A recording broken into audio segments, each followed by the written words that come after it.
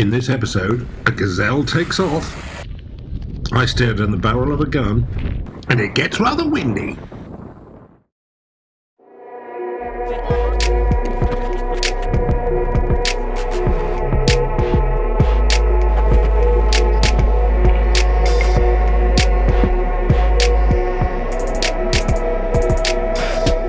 Hello my buoys, so we're in Stansted Airport, so I'm off to Spain, off to Murcia, to go on a intense beginners training course on Paramotors, which my missus booked last October when I was failing to land quite a lot. She kind of surprised me for my 50th birthday, this training course, and unfortunately that was booked for October. Her back went, and so we contacted them and they said, well, come back later in the year. So it's now March and I'm not flunking landings anymore, and I think I'm fairly proficient. I feel like a little bit of an imposter really going into a beginner's training course. I'm sure I will learn a lot from this course.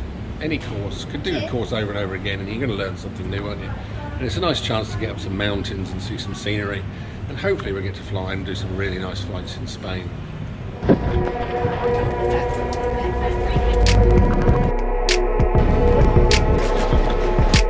So here we are in Mazron in Spain at Sky High PPG. So here I've got my fellow course mates. There's Steve on the left, who drove all the way from England, and his mate Paul. They're both into paragliding and they've come down for a conversion course. And Xander on the right, who's a newbie to paramotoring, and our instructor Simon Payne on the right. So the last 4 months I've been looking at the weather in Mazron from England, thinking, oh my god, it's absolutely perfect. Well, it was absolutely shite in England, and lo and behold, I fly to Spain and it's the absolute reverse. My father kept texting me saying, oh, it's lovely in England, you should have stayed at home. Yes, thanks Dad, cheers. Anyway, we mostly drove to this plateau, which was kind of high up in the mountains every day, which had a flat top to it, and here you can see I'm ground handling with a Marlin. Now a lot of people do ground handling and they just bring the wing up and they go straight.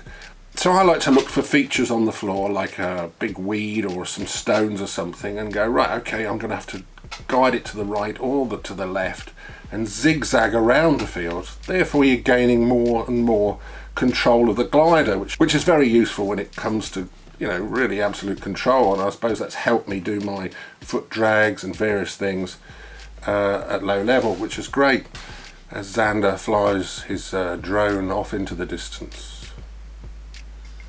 And so yeah, there was a lot of ground training involved. So here's Xander in his early days of bringing up the wing and trying to control it. Very exhausting days, even for I think he's 25, even he found it quite difficult. And of course motor training, there he is leaning back on his top 80, so we had one top 80 between us, and of course Steve brought his Parajet Zenith with him.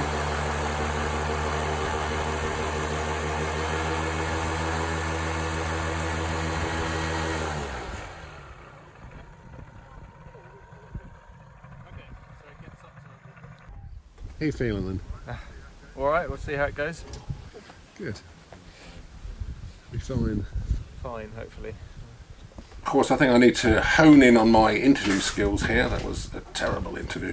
But this is Xander's first flight, so Xander's standing here waiting for the wind just to die, because it kind of cycles in and out as the thermals come over. Just bringing the wing up. First attempt here. Oh, not quite moved enough to keep it above him. Second attempt.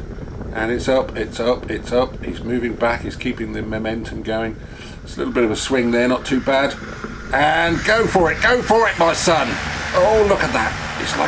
It's like a gazelle there, taking off in his top 80 mini plane. Woohoo! Go for it. Not bad, first time in the air. Is anything like me? I was shitting myself. Link at the top there to my first time. Very undignified landing. So yeah, so he's done a couple of circuits here, going round. Simon, of course, talking him through it. Bit of sightseeing. Coming into land. Although we can't really see it, it was quite windy. So quite a long glide down very difficult to make progress into wind.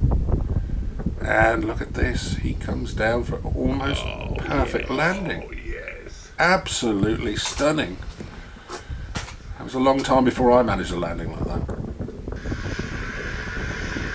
So now he's just pulled it up again and off he goes.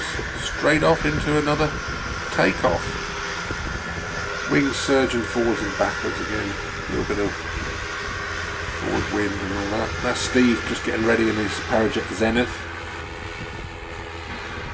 So this is the farmer's dogs that came up to see us most days. Very sheepish they were.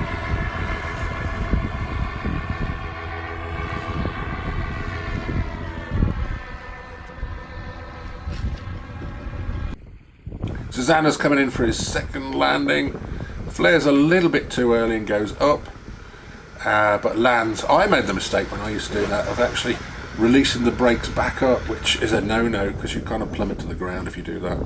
So you've got to keep your cool and just bear with it. This must be the third takeoff. You can see it's on a lot more better control.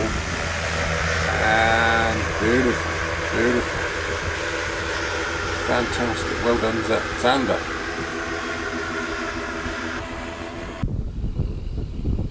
And here he comes in for the third landing.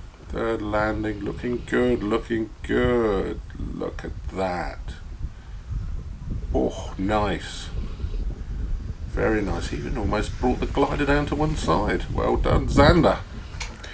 Which then brought me to my second flight. I didn't film the first one. The first one was first thing in the morning. I think this is last thing at night. This was a couple of days in. Like I say, I gave all my slots up to Xander because he needed them more than I did. And see me turning around, running backwards there.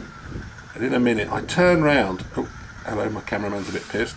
And yeah, thank you. Back to, that's it, landscape. I caught the cuff of my mic on the riser, so it kind of, I had to put it back on. See, I'm putting it back on there. Under control, bit of throttle, keep forward momentum. Now I'm ready to take off.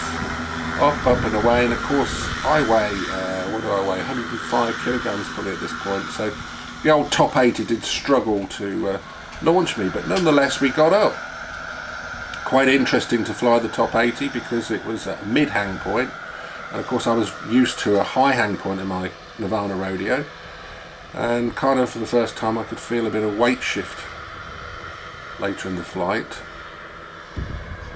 But the climb rate was pretty low. Nonetheless, a very interesting flight. The first time I took off, I kind of went up and then landed again, and before I managed to take off, because, you know, a lack of power, I guess, with the top 80 for my weight. Oscillating a little bit, correcting it, and coming in nicely. It was a bit windy that night, I believe, if I remember rightly. Look at those skies. Oh, and bringing it down into a nice pile over to one side. But unfortunately, Paul froze the video there. My instructor back at home, Chilli, we get extra points if we can put it into a nice pile. But then the week progressed and it just became so windy. Almost quite depressing, it was so windy. Now, it's interesting because Mazron is one of my mother's favourite places. She lives actually about 2 hours away from Mazron. So she joined us in her caravan, so I met up with her many days. I stayed in the local hotel, which was nice. So on one day when it was too windy to do anything, we went to see the guns of Mazron, which is like a small castle sticking out into sea near Mazron. And they built these huge guns in the early 1900s. They're actually English guns. I think they came from somewhere in England. You'd have to Google. I don't want to bore anybody with history, but look at those guns. They are this sort of bore, massive. And one points out to sea and one points into the bay. And round there is a place called Cartagena, and there's Cartagena over there. See, so one gun points that way, and the other gun points out to sea. Later, when Hitler kind of during the war, he actually put a lot of submarines there in that port.